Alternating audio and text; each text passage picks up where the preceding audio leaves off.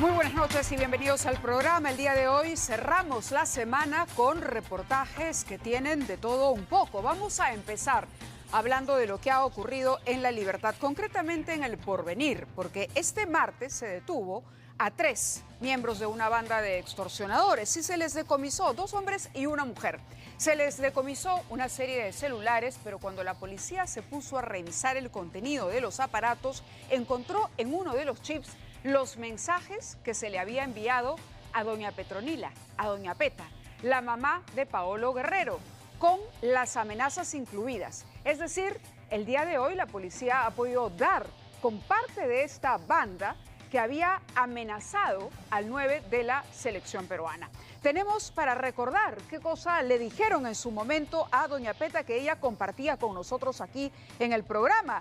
Hay un chat, por ejemplo, donde les dice que le piden esta cifra de este monto de 7 cifras a cambio de ofrecerle seguridad.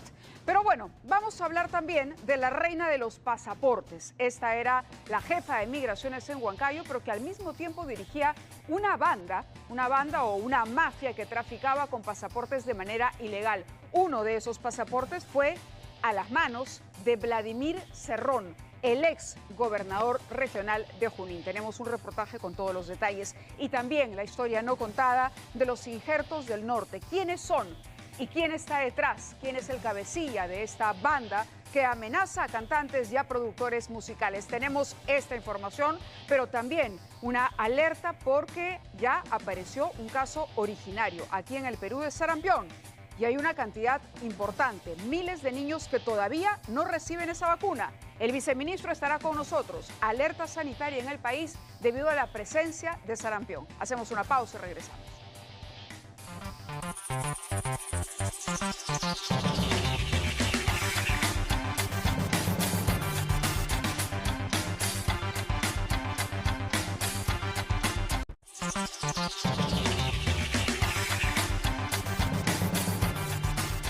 Comenzamos de inmediato hablando de inseguridad ciudadana porque los extorsionadores no tienen piedad con los pequeños empresarios. Esto ocurre en Villa María del Triunfo. Han atacado una pizzería y también la vivienda de un dirigente de mototaxis.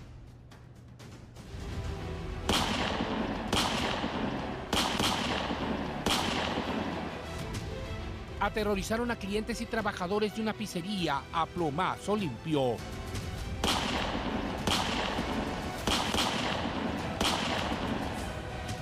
Eran pasadas las 11 de la noche y este sujeto de gorra blanca llega al establecimiento con hambre, pero de dinero fácil y con pistola en mano, con la que quería sorprender a los dueños del local, pero el sorprendido fue él al ver que su arma se trababa.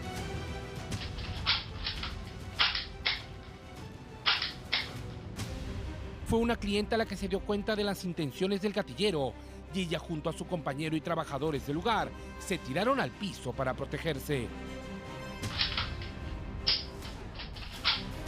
Es en ese instante que la pistola se destraba y comienza la lluvia de balas.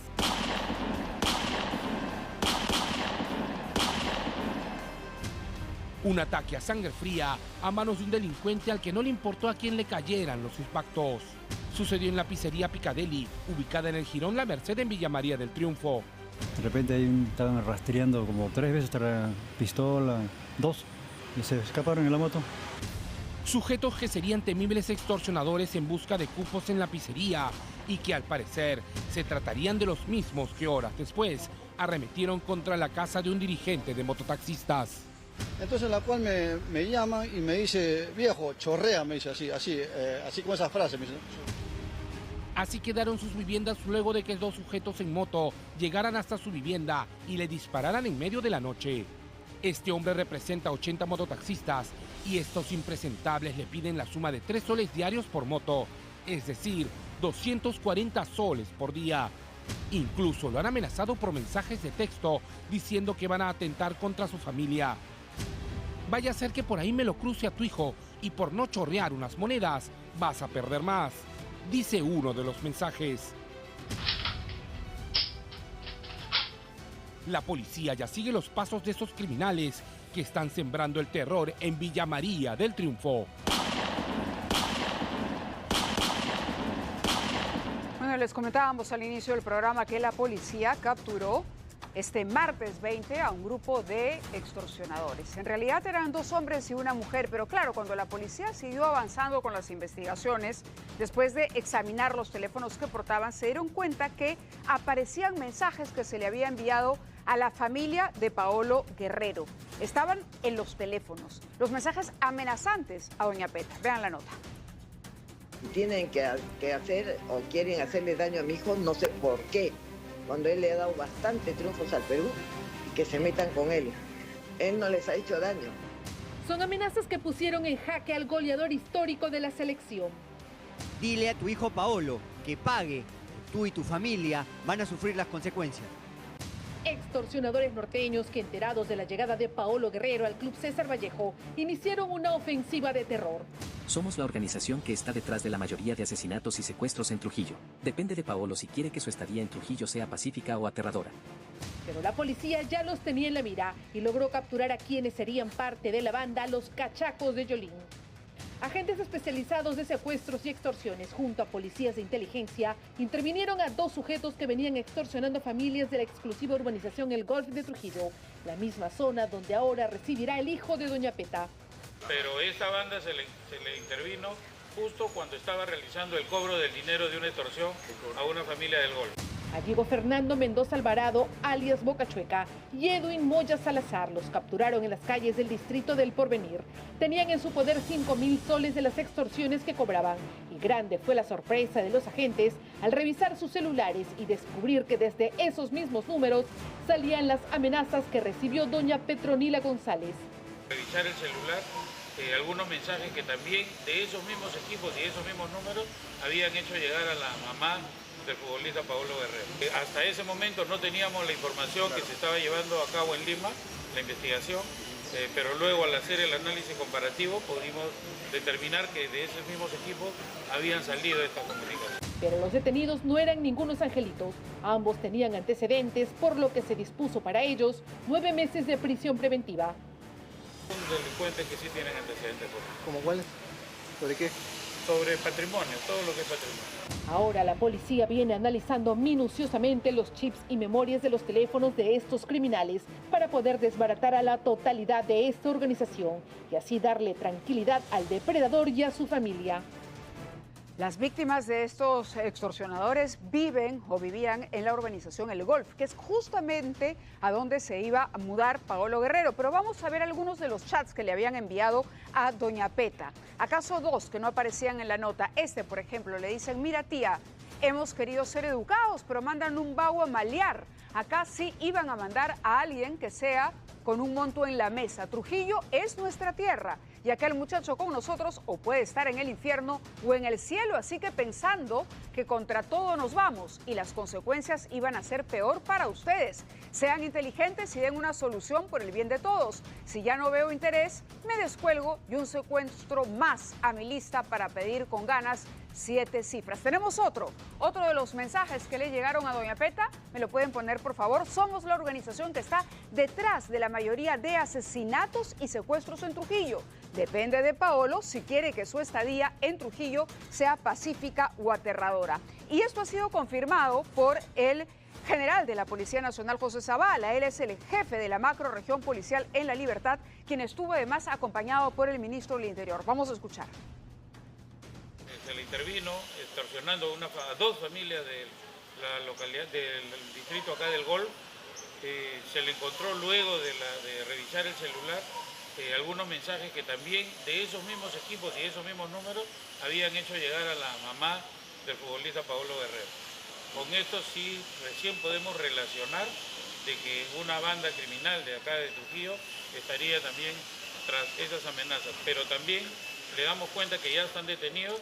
El día de ayer se les ha dado 9 meses de prisión preventiva y ya en este momento están internados en el penal. En ese momento no teníamos la información que se estaba llevando a cabo en Lima, la investigación, pero luego al hacer el análisis comparativo pudimos determinar que de esos mismos equipos habían salido estas comunicaciones. ¿Se identificaba la banda? Están detenidos y el día de ayer, bueno, eran 3 personas, ha sido liberada una persona de sexo femenino y a los 2 varones sí los han puesto a disposición de la... A ver, de acuerdo a la información que manejamos, el martes 20 fueron acciones de inteligencia, agentes de la DIVINCRI de Trujillo que capturaron a estos 3 integrantes. Estamos hablando de una banda criminal, los Cachacos de Yolín, inmersos en la presunta comisión del delito de extorsión, que exigían a la víctima la suma de 100.000 soles.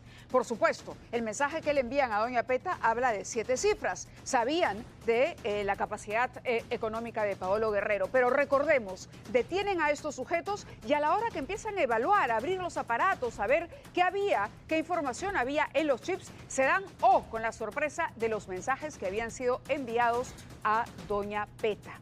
Vamos a ver qué es lo que sucede. Estos delincuentes han sido detenidos en los alrededores de El Porvenir, que es una zona muy peligrosa cerca de Trujillo. Y les decía yo que las principales víctimas eran o son los residentes, porque no sabemos cuántos otros integrantes todavía andan sueltos.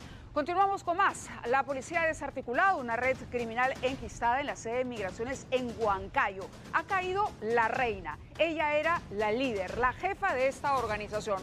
Una mujer que presume de haber favorecido incluso a Vladimir Cerrón cuando este era gobernador de la región Junín, ¿no? Entregándole un pasaporte ilegal de manera irregular.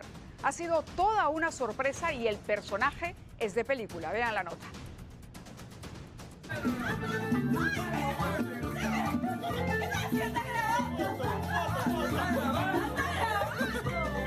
Ayer colgó un video donde se le ve bailando sonriente. Hoy mostró los dientes en rechazo a un enorme operativo policial que lo salpica.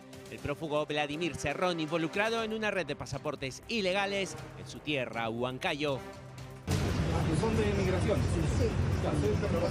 ¿Qué tipo de documentos se le habría brindado a Vladimir Cerrón? O sea, ¿se sabe más o menos? Lo que se tiene es que le han dado una facilidad para que de manera rápida, en 2019, a finales de 2019 o a inicio de 2020, se le entregue y estando ella como funcionaria, como jefa zonal. La operación estuvo a cargo del coronel Harvey Colchado, jefe de la DIVIAC. Esta red llamada Los Diamantes Azules estaría liderada por Catherine Rafael Rivero, conocida como La Reina, hasta hace unas horas jefa de la Oficina de Migraciones en Huancayo. En sus redes sociales, La Reina se presentaba como una mujer glamorosa, empoderada y muy segura de sí misma. Sin embargo, para la DIVIAC, la imagen de esta joven de 28 años distaba mucho. Desde hace un año, escuchas ilegales revelaron su verdadero rostro. Todo nació por Vladimir Cerrón. Esas personas se pusieron de acuerdo para no enterarme. Con relación a Vladimir Cerrón, ¿qué documentos se habrían encontrado, por favor? Ha encontrado, sí, un documento de uno de los parientes en esta intervención. ¿De qué tipo de pariente, por favor? Al parecer, uno de los hermanos. ¿Qué documento sería, por favor? Un trámite que se viene realizando acá. ¿De qué tipo, por favor? Un pasaporte. La trama en este caso tiene otros elementos que se relacionan con Cerrón. Por ejemplo, los beneficiados con pasaportes y permisos especiales son médicos cirujanos, como el líder de Perú Libre. Uno de ellos, Luis Chenet, no te preocupes, yo te apoyo, le dijo la reina cuando este le pidió acelerar la renovación de su pasaporte el 13 de mayo. Había 3 modalidades. La primera era que facilitaba el trámite y la obtención de los pasaportes. La otra modalidad era que facilitaban el ingreso de ciudadanos extranjeros desde Ecuador. Catherine Rafael, la reina, hacía gala de su poder de acuerdo a las conversaciones interceptadas. A su pareja, el médico venezolano Amílcar Marcano, le dijo: tú ya sabes, cuando este le pidió un favor para ayudar a una amiga que no tenía los papeles en regla. Marcano también está investigado. A los amigos venezolanos de su pareja les advertía que Migraciones iba a cancelar carnet de extranjería y los permisos temporales de permanencia. No le cuentes a nadie lo que te estoy contando, le dijo a una venezolana en una charla grabada el 7 de abril. El 19 de abril del año pasado, a su amigo médico cubano Yasser Zulueta le advirtió de la fecha de un operativo en la frontera con Tumbes para que los contactos indocumentados de él no sean detenidos. En otro diálogo registrado el 9 de marzo del 2023 entre Catherine Rafael y Cynthia Otani, se habla de que Cerrón tiene a 2 trabajadoras infiltradas en la oficina de Huancayo, Lucía Rolando Menéndez y Ruti Rudastinoco, y hablan del poder ilimitado que tendría el actual congresista y ex jefe de migraciones, Edgar Raimundo. Tras el allanamiento de la DIVIAC a la casa de Catherine Rafael y destapar la organización criminal de la reina, Migraciones la separó del cargo. El reinado de Catherine se desmorona. Evidentemente, el reinado de Catherine se desmoronó con su captura, pero lo interesante es que mientras esto ocurría en Junín, el señor Cerrón seguía compartiendo a través de sus redes sociales lo bien que la pasa mientras está fugado de la justicia. Vamos a ver un TikTok, creo que tenemos las imágenes de TikTok, él bailando ahí con sus amigos como si nada. Lero, lero, policía, lero, lero. Preguntado por esto, el señor Otárola ha dicho que, bueno, que se están haciendo los esfuerzos por dar con su paradero, pero lo pueden ver ustedes ahí, feliz y sonriente.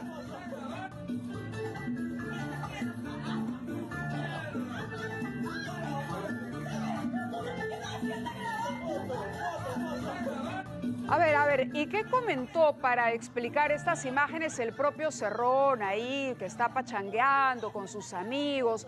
Lo tenemos en el tuit, dice mi promo de primaria. Ok, él está reunido con su promoción del cole, no pasa nada, 140 días prófugo, con él no es. Pero luego escribió algo más, ¿correcto? Le preguntaron, ¿dónde estaba? ¿Dónde estaba? Chincha. Chincha. Ahora, evidentemente está mintiendo, ¿no? Porque, a ver, si de verdad está en Chincha, eso ya sería chinchá, dice. Chinchá.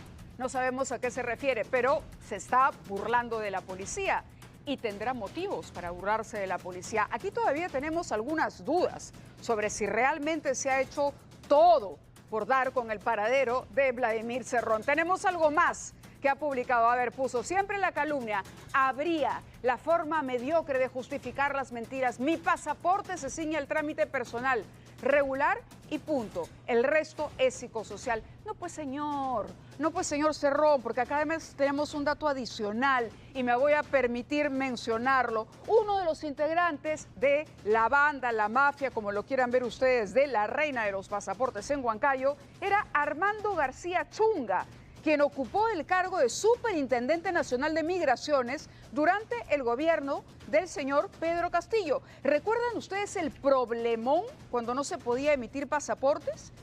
Cuando en su momento se habló de la emisión de 17,000 pasaportes con proceso incompleto emitidos durante la gestión de Castillo. Bueno, Armando García Chunga era el superintendente, pero claro, venía del grupo que lideraba la reina. Así son las cosas en el Perú, pero los círculos al final se cierran. Vamos con más información. Ahora tenemos que ocuparnos de problemas sanitarios porque ante el brote de sarampión, se ha registrado un caso importado en nuestro país, pero otro aquí, autóctono. Y el Ministerio de Salud ha iniciado una campaña de vacunación casa por casa para proteger a los niños menores de 5 años. Esta es una enfermedad sumamente grave, sumamente contagiosa. Solamente un infectado puede contagiar a otros 18. Vecinos, vecinas, buenas tardes. Estamos vacunando contra la sarampión y rubiola para menores de 5 años. Estas son las brigadas de vacunación que suben cerros, tocan puertas y batallan también con la indiferencia o el desconocimiento. En medio de un posible brote de sarampión con 2 casos confirmados en Surco, Lima. Se han rastreado 120 contactos para la niña de 10 meses y 528 contactos para el primer caso importado. Otros 34 sospechosos y un alto riesgo de contagio. Una sola persona puede contagiar a 18 a la vez. Estas brigadas buscan proteger a toda costa a los más de 900,000 niños que no han sido vacunados con la segunda dosis contra el sarampión en los últimos 4 años. Para todo público en general, niñas y niños y adultos, contra el refuerzo bivalente. Y es que la pandemia de la COVID-19 paralizó a todo el mundo y claro, también nuestro sistema de salud. Pero hoy, libre de ese virus, la negación de algunos padres se esparce como otra epidemia y complica la lucha contra el sarampión, que no azota al Perú desde inicios de los 90. Una enfermedad que en su estado grave deja terribles secuelas como ceguera, diarrea intensa, neumonía. Personas que no están vacunadas, la posibilidad de que haya encefalitis, meningitis, neumonía por sarampión se incrementa. Y obviamente la letalidad y mortalidad también. A pesar de este riesgo, hoy los vacunatorios lucen así, totalmente vacíos. Por eso las brigadas del MINSA, pese al inclemente sol y a los 35 grados de temperatura, insisten puerta a puerta en vacunar y proteger de la enfermedad del sarampión a tantas personas como puedan. Precisamente hemos ido hoy día por la zona de Julio Cetello, zona del Lince, aledañas, y no hemos vacunado a nadie. La gente no nos abre la puerta. Ese es el caso de María, que no había vacunado a ninguno de sus 3 hijos menores de 4 años contra el sarampión. Sí, es que como los dos han nacido en pandemia, por el tema del COVID no los sacaba tanto y me descuidé un poco de sus vacunas. Y aparte todo era con citas y todo eso, y como eran 2, los tuve seguidos, no podía, como mi esposo trabajaba, no podía salir mucho con los 2 bebés. María vive junto a otras 18 personas en este edificio de La Victoria. El riesgo de contagio es tan alto que una sola persona que entre contagiada a ese edificio multifamiliar podría contagiar a todos los que viven acá. ¿Sabe usted que también puede afectar a los adultos mayores que no están vacunados? He escuchado que sí. ¿Usted se ha vacunado contra el sarampión? No. Las gestantes, adultos mayores, son los que podrían complicar.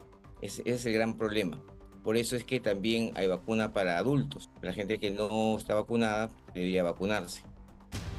Y aunque el Ministerio de Salud no determina aún un brote, la mitad de los países del mundo sufrirá un brote de sarampión este 2024 por la falta de monitoreo, según la Organización Mundial de la Salud. Entonces, ¿qué espera usted, papá, mamá, para vacunar a su hijo? Muy bien, y vamos a conversar de eso con el viceministro de Salud, el doctor Ricardo Peña está con nosotros, y él más temprano dijo, se está sobrepasando la capacidad de respuesta. Bienvenido, ¿cómo está?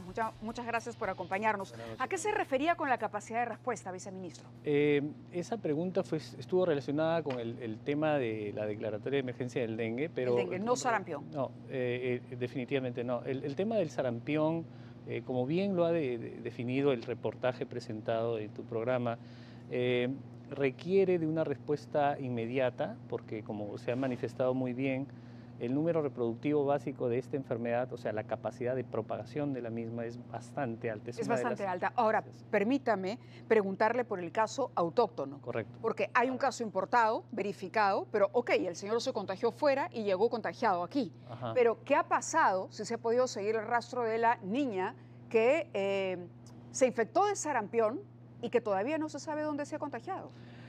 Fíjese, para hacer la precisión inicial, que siempre es importante transmitir los mensajes adecuados a la población, y es un tema técnico, pero es importante que la gente conozca.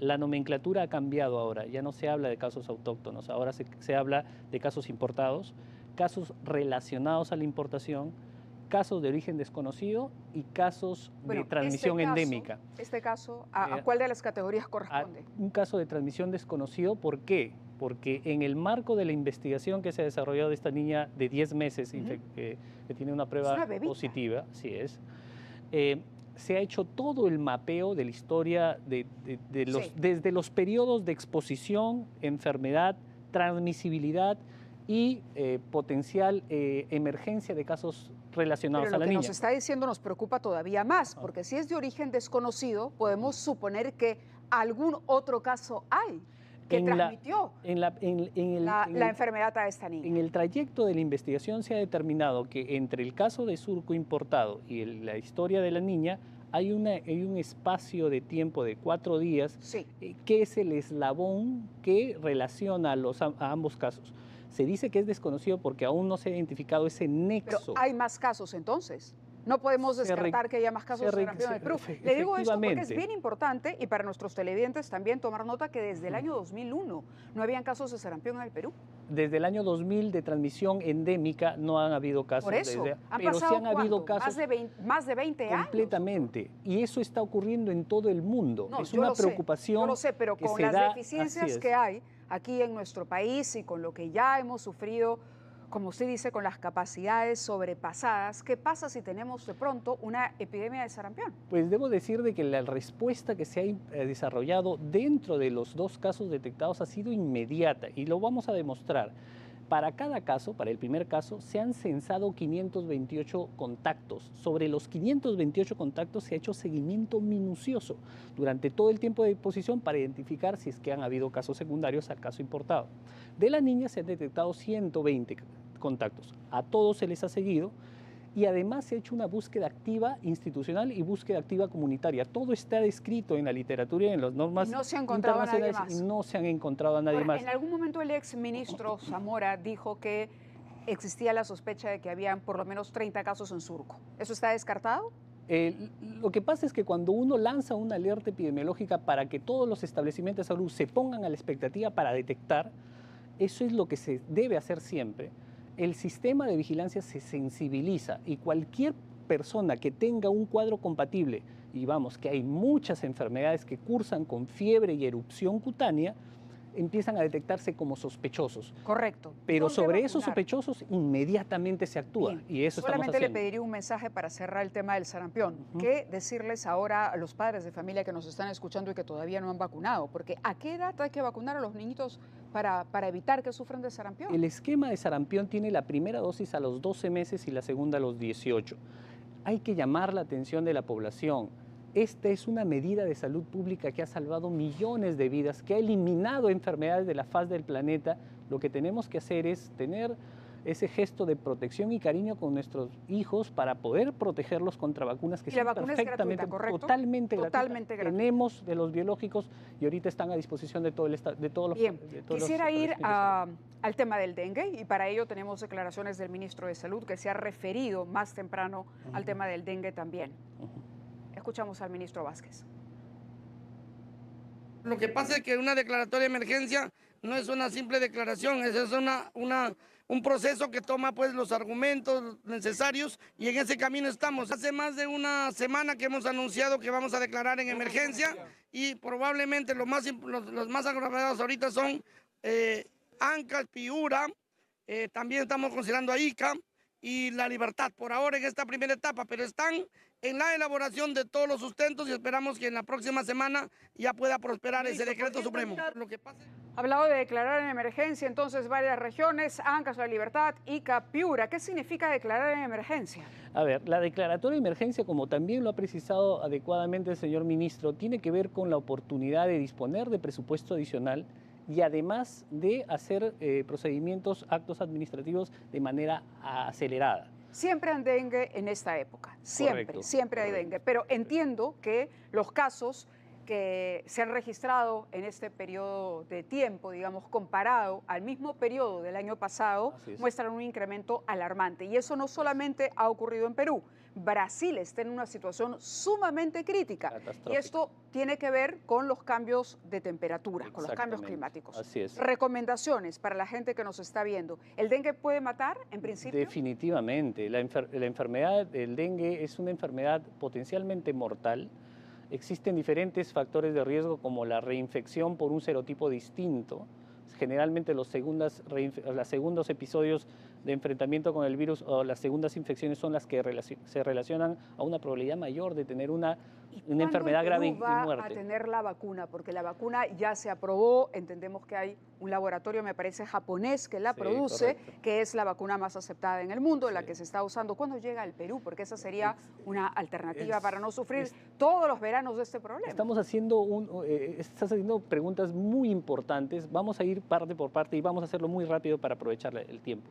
Primero, con el tema de la declaratoria de emergencia. La declaratoria de emergencia es un procedimiento eminentemente técnico. Como bien lo ha dicho el ministro, el trabajo se ha realizado desde el año pasado.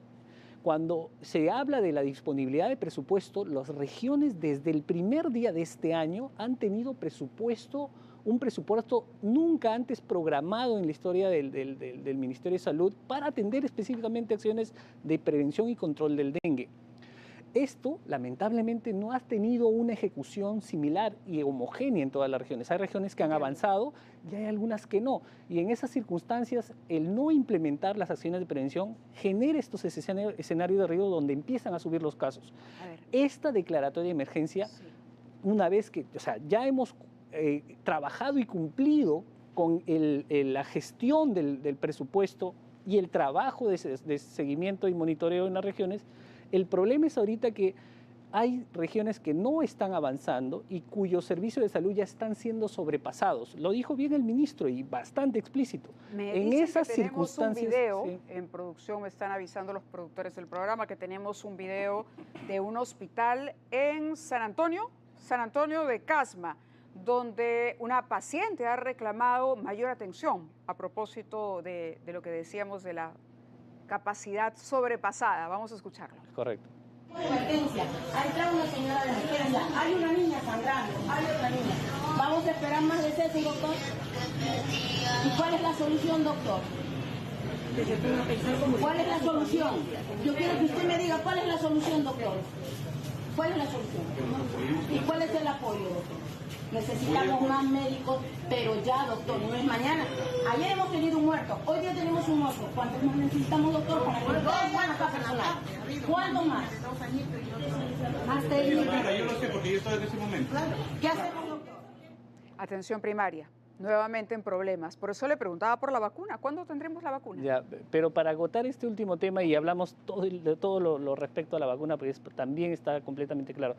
En este tema, el señor ministro precisamente estuvo ayer en Casma, hoy día estaba en Ica, yo incluso lo he acompañado a Piura, hemos estado en La Libertad, hemos estado en San Martín, donde están los brotes. El señor ministro está haciendo la verificación in situ y llevando el apoyo. A Casma se ha llevado 20 termonebulizadoras, un equipo de fumigadores expertos de las DIRIS de acá, 14 o 15 fumigadores, se está llevando profesionales de la salud precisamente para la ampliación de la oferta flexible, módulos de atención adicional, pero nuevamente, como usted, o sea, estamos siendo testigos, en algunas circunstancias donde no se ha hecho una buena intervención de control vectorial, si hemos hecho la revisión de las coberturas de las casas que se han intervenido en los controles vectoriales en ANCAS en general, y no superan el 50%. O sea, de 2 casas, una está cerrada y no se puede fumigar. Entonces, esa casa es la que se pierde. Por eso nosotros en el mensaje que les damos, y el ministro ha sido muy enfático en decir que estamos unidos en una jornada de unidos contra el dengue, porque no es trasladar la responsabilidad a la población, pero ciertamente hay una corresponsabilidad y eso es una preocupación que debe tener la familia, de autoprotección y autocuidado. Nada de agua emposada, atención, sobre todo yo pensaba, ¿no?, más temprano en estas piscinas inflables, por ejemplo, que utiliza muchísima gente. ¿Por qué? Porque los chicos están en casa, aquellos que no tienen la posibilidad de ir a la playa todos los días, se mueren de calor, la temperatura está altísima y entonces se compran estas pequeñas piscinas y se deja todo el día ahí, los chicos las utilizan y ahí de pronto se pueden estar reproduciendo los huevos. Exacto, y es más, esto es un problema que se da en todos los espectros de los estratos sociales. Se da en los territorios donde de repente hay población vulnerable que no cuenta con el flujo de agua diario, o sea, todo el día, y tiene que almacenar. Pero la gente que tiene que almacenar agua también puede tapar sus recipientes, y también eso genera una reducción del riesgo. Incluso en zonas residenciales hay gente que hemos encontrado en Piura, en la ciudad de Piura, que tiene estos floreros con bambú y les pone agua, y floreros con agua, y esos son criaderos. Ahí está el mosquito, los huevos y obviamente la emergencia de los zancudos. Entonces el llamado es a la comunidad que sean aliados nuestros, que luchemos juntos, es el lema que está transmitiendo el señor ministro, desplazándose en todas las regiones y verificando el trabajo en el campo y asistiendo a las regiones con el monitoreo y la asistencia técnica. Y ya para ir a la vacuna, que muy rapidito, la vacuna es una medida de salud pública complementaria. Esto no va a cortar ningún brote. Eso no lo dice el Ministerio de Salud, no lo dice el ministro ni el viceministro. Eso lo dice la Organización Mundial de la Salud y toda la evidencia científica del mundo. Los resultados de la vacuna se van a ver en el mediano y largo plazo. hasta el segundo semestre y el próximo año. Bueno, igual. Y se está trabajando, ya se hicieron las gestiones con el fondo rotatorio, ya el Perú hizo su expresión de interés y estamos trabajando precisamente con los documentos técnicos. Le agradezco muchísimo que haya estado con nosotros. Gracias, ha sido el viceministro de Salud, el doctor Ricardo Peña. Y por otro lado, guerra a la vista entre el Congreso y el Ministerio Público. Esto luego de que se presentara o se anunciara la presentación de un proyecto de ley. Renovación Popular está impulsando un proyecto de ley para reorganizar el Ministerio Público, investigar lo que está pasando, porque a raíz de las declaraciones de Jaime Villanueva, el ex asesor de Patricia Benavides, se ha producido un escándalo que ha puesto en tela de juicio lo que está ocurriendo, la pulcritud de los procesos, el comportamiento de los fiscales, llegando incluso a cuestionarse a fiscales supremos. La nota de Igor Marca. Suenan tambores de guerra, una entre el Ministerio Público y el Congreso, que es guerra avisada. Lo que en verdad se busca es evitar y frustrar las investigaciones. Hay una crisis en el Poder Judicial, en el Ministerio Público actualmente, y vamos a actuar sobre ella. Un estandarte es este proyecto de ley aún no formalizado que declara en emergencia y reorganización a la Fiscalía, uno que ha sido interpretado como el inicio de hostilidades por el fiscal de la Nación.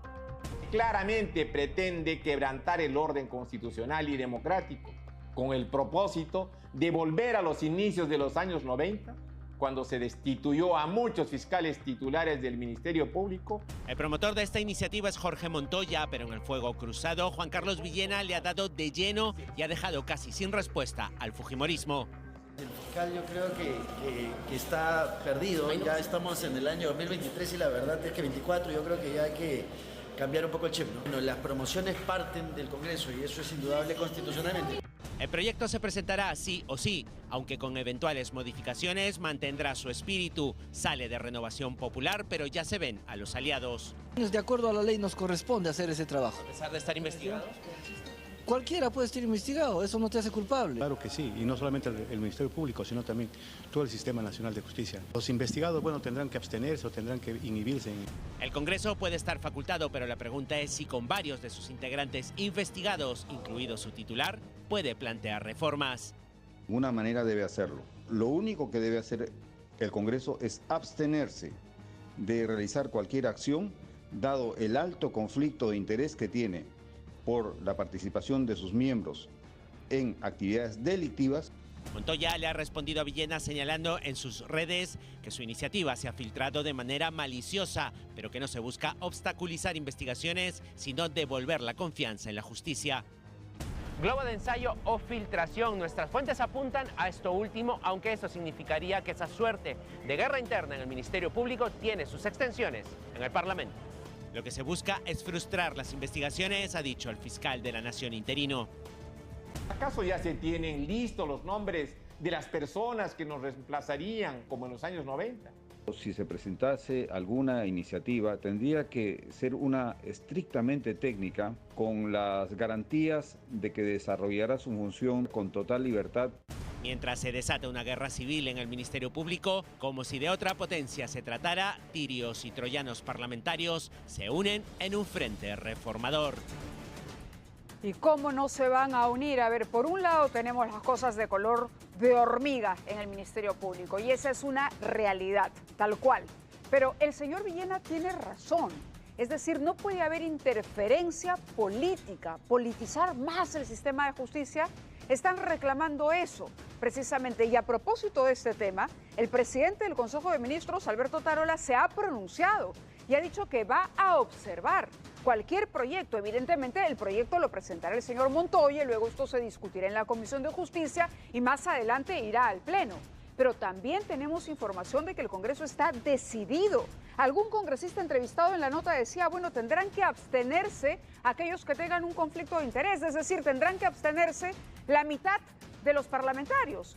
¿Cuántos tienen conflicto de interés? ¿O ustedes creen que el Congreso es el poder del Estado que puede garantizarnos que la Fiscalía mejore y que se puede eliminar a los malos elementos, que tiene ese objetivo noble el Congreso de la República, cuando han querido encarpetar las investigaciones que tienen ellos mismos. Hay una autonomía de la Fiscalía que en este caso hay que respetar porque la línea es sumamente delicada. Vamos con otro asunto al que le hemos estado prestando atención y que tiene que ver con las extorsiones o amenazas que han estado recibiendo productores y cantantes de cumbia. ¿Quiénes están detrás de todo esto?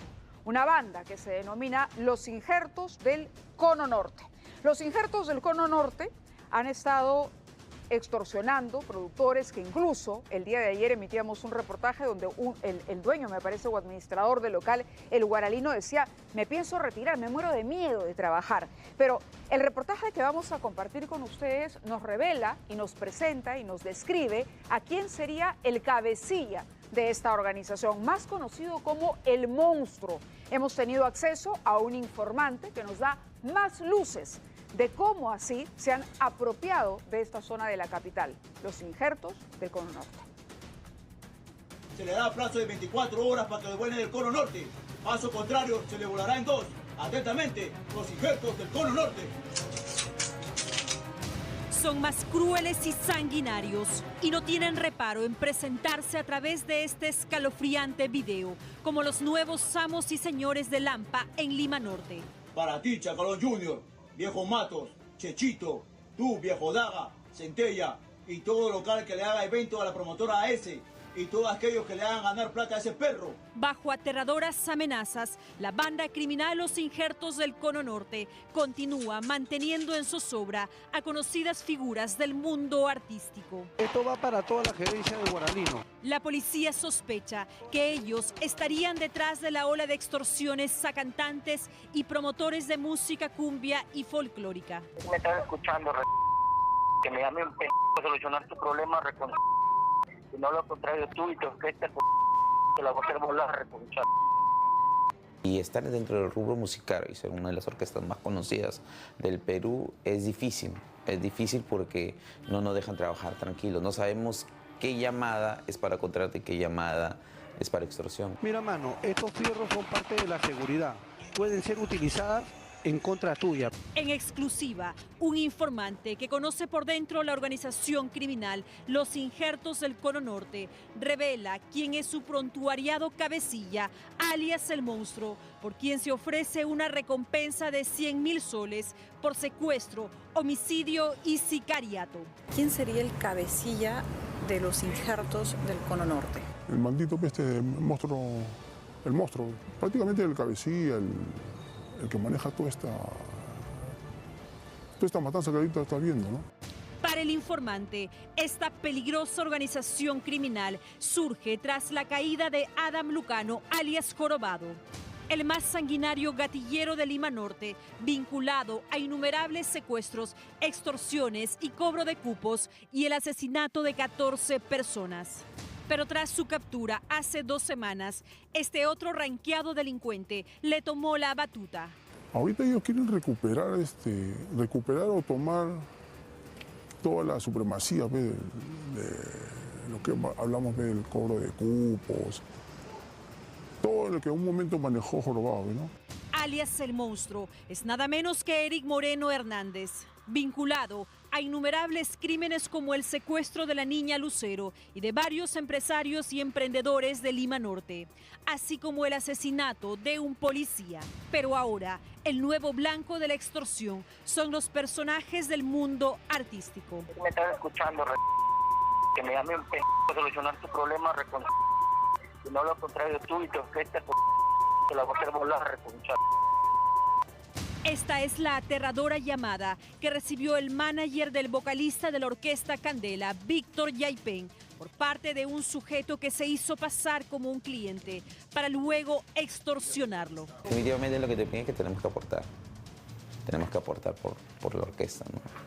Tenemos que aportar porque, bueno, la orquesta si no van a ver las consecuencias.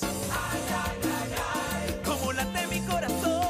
Pidieron 450.000 soles por cuidarnos, porque no nos pase nada, ni en las presentaciones ni con la familia. Los Injertos del Cono Norte. No se descarta que detrás de estas extorsiones estén los Injertos del Cono Norte y que sus tentáculos del terror continúen avanzando sin control en el norte de la capital. Terror, esa es una palabra clave, porque piden cupos, extorsionan, secuestran, torturan y matan por dinero. Terror, infunden pánico, la gente no quiere trabajar, los artistas no quieren cantar, cancelan conciertos, así estamos. Vamos ahora a leer una carta que nos ha enviado la esposa del alcalde de La Molina, el alcalde de La Molina, a quien hiciéramos alusión en un reportaje que les presentamos, la señora Lizy Sueldo. Ella nos responde y nos dice que los testigos que aparecieron en la nota, se refiere por ejemplo a Ana María Barriga Burgos, que fue secretaria personal del anterior alcalde, dice la misma que fue reemplazada por personal de confianza del alcalde actual y que esto la descalifica o descalifica su testimonio porque se está victimizando. También se refiere a otra testigo, la señora Ana María Gotuso, que dice con claridad que ella es la que aparece en uno de los audios obtenidos delincuencialmente y deja muy en claro que se trata de reuniones de trabajo normales, negando que se le haya impuesto proveedores. Es decir, está descalificando a todas las personas que ofrecieron de alguna manera testimonios en el reportaje. Otra es la señora Lucila Yancuy Cabrejos, viuda de Esteves, mencionada, que habló de una deuda que la municipalidad tendría con ella por 31 años de servicio. Dice que esta declaración habla de dichos de terceros y la difama. Esto es lo que dice la esposa del alcalde de La Molina, involucrándola en un problema sin aportar ninguna prueba. Cumplimos. Y el cuarto entrevistado, un personaje que administra un colectivo y redes sociales en el que se difama permanentemente a mi esposo, el alcalde Diego Uceda. Filma Lizy Sueldo Matos. Damos cuenta de la carta que hemos recibido, dejando por supuesto constancia que en su momento también pedimos una versión a la propia municipalidad. Lo que no puedo entender es cómo el equipo de prensa de ATV Noticias no pudo identificarme. Yo estaba parada al lado del auto y él baja la ventana y me dice, Mávila, acá está la toalla. Y yo, ¡wow! La cojo en el aire. No, de verdad, no entiendo cómo se les ha pasado esa toma. Pero Karina Reina Farge está en el hotel, en los exteriores del hotel donde se aloja el Sol de México. Karina, con la envidia desde aquí, desde el estudio, contigo, cuéntanos por favor, ¿qué está pasando? Te cuento, si tengo que decirlo, primero es que el estacionamiento del Westin está súper resguardado, pero no por mí, sino por los dos clubes de fans oficiales de Luis Miguel se han reunido aquí en la puerta del Hotel Westin, ¿no? El Sol de México está en Lima y sus fans lo hacen sentir de esta manera. Como tú puedes apreciar, ¿no? Hace un ratito estábamos en ¿Será que no me amas? Tema de amor, que calme el dolor, que quede una historia de amor a través de... Y tú hablabas de la toalla, Mávila. Pero la que me lanzó, perdóname, Karina, la que me lanzó. Pero muestra sus heridas de guerra, sus heridas de guerra. A ver si me acompañas por acá. Señora, ¿cuánto le costó esa toalla? Usted me mostraba el arañón, pero... Aquí está. La caída. ¿Cómo logró conseguir la toalla? Bueno, Luis Miguel primero salió a saludar a todas las fans que nos encontrábamos afuera. Salió como casi las 2 de la mañana aproximadamente. Y regresó porque todo el mundo le empezamos a caer las canciones que le gustaba. Ingresó, estaba completamente contento, estaba muy feliz, contento. Ingresó nuevamente al departamento y después de unos minutos salió con una toalla en la mano. En ese momento él empezó la toalla, la agarró, se la sobó por la cara, por el cuello, lo pueden ver en los videos. Y después de eso ahí, yo lo que hice en ese momento, como estaba, me alejé un poco de todos, me fui para atrás. Y en ese momento... Estratégicamente, bueno, mi estrategia, probé el viento y todo, dije, no, vamos a hacer para acá. Y tiró la toalla con tanta fuerza que el viento mismo estuvo a mi favor. Empujó la toalla hasta donde estaba yo, que yo me encontraba en la berma del frente del hotel. Y cayó la toalla, la fuerza cayó exactamente atrás mío, a mi costado mío. Lo que yo hice en ese momento fue tirarme, no lo pensé, 2 veces me tiré encima de la toalla. Y me caí, mi rodilla. Y la va a enmarcar en su sala. Huele riquísimo, tiene la colonia Dior, es completamente divino. ¿Qué perfume usa? Imagínate. Dior, huele riquísimo. Claro, y su hija me decía, no me deja oler la toalla. ¿No te a ninguna, está súper guardada la toalla. Y es que te cuento, Mávila, se trata de club de fans oficial, razón por las que ellas tienen acceso a lo que los otros fans no tenemos. Por ejemplo, hoy día aquí has estado con los músicos de Luis Miguel tomándote un cafecito. Sí, fuimos a visitarlos, ¿no? Muy amablemente ellos salieron, nos tomamos unas cuantas fotos, conversamos un poco con ellos y bueno, después los dejamos que descansen porque de todas maneras para mañana nos han prometido un show de primera, para el sábado y para el domingo. Es que te cuento, Maya, todas ellas van a ir los 2 días al concierto. ¿Los Claro dos? que sí, de todas maneras. ¿Los 2 días? Van a ir sábado y domingo, los 2 días. No importa, si no fue para la lista, no importa. Karina, queremos escuchar A ver, chicas, cantar a las tanto los fans, dos por clubes favor. oficiales. ¿Será que no me amas? ¿Les parece? Vamos, ¿será que no me amas? 1, 2, 3. ¿Será que no me amas? Escucho a Mávila. No, estoy tratando de escucharlas a ellas.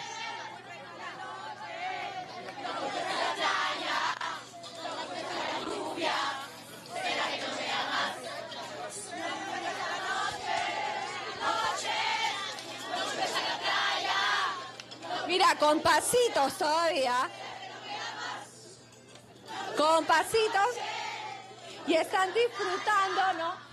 Y es que te comento, Mávila, lo que sabemos es que Luis Miguel en ese momento está dentro del hotel. Hemos visto que se han movido las 4 camionetas blindadas que el Sol de México ha pedido como requerimiento para moverse dentro de nuestro país, porque él ha llegado desde el día jueves, 2 días antes del primer concierto, de los 2 conciertos que va a dar. Son 6 escoltas también los que van a acompañar a Luis Miguel. Parece Paolo llegando a la César Vallejo. Nada, Mávila, estamos hablando de otros niveles, estamos hablando de otros niveles. Son 6 escoltas las que tiene Luis Miguel, él y su hija Michelle Salas. Por otro lado, incluso te comento, y acá las chicas me han dado los datos, él ha pedido bebidas rehidratantes de sabores como coco, ¿no? Y hasta velas de vainilla en la habitación. Dios, Karina, por favor, quédate ahí, mantente muy atenta por si sale el sol Acá y me lanza quedo. otra toalla. Esa será tu misión, ¿correcto? Muy bien. Muy bien, Yo el Karina, lunes gracias llego por el con la despacho y toalla. un abrazo y un saludo a todas las fans. Ese es el club oficial de Luis Miguel que va a ofrecer 2 conciertos. La verdad es que cuando se pusieron a la venta las entradas inmediatamente se agotaban. Yo no sé si había necesidad de contratar algún hacker. Yo voy a ir el domingo, por si acaso. Me aseguré con mi cuñada de comprar las entradas, pero evidentemente, tener la oportunidad de ver a un cantante así en vivo y en directo de la talla de Luis Miguel es algo que pocas veces podemos disfrutar. Así que este fin de semana tendremos concierto, tenemos Luismi, el gran Luismi y el único Luismi, el Sol de México aquí en Lima. Nos vamos con música de Luis Miguel. Hasta el lunes, que tengan un estupendo fin de semana.